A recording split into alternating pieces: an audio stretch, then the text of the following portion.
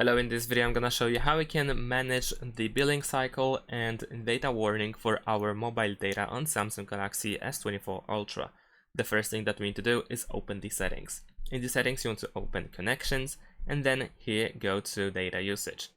And finally over here we have billing cycle and the data warning. If we go there, then we have four options. The first one is start billing cycle on. So here we can choose which day of the month is our billing cycle. So let's say we're gonna choose 10th. Let's set it.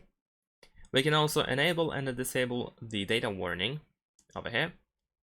And here we can set the data warning. So we can choose how many gigabytes we can use before we get the warning. We can also switch from gigabytes to megabytes as well.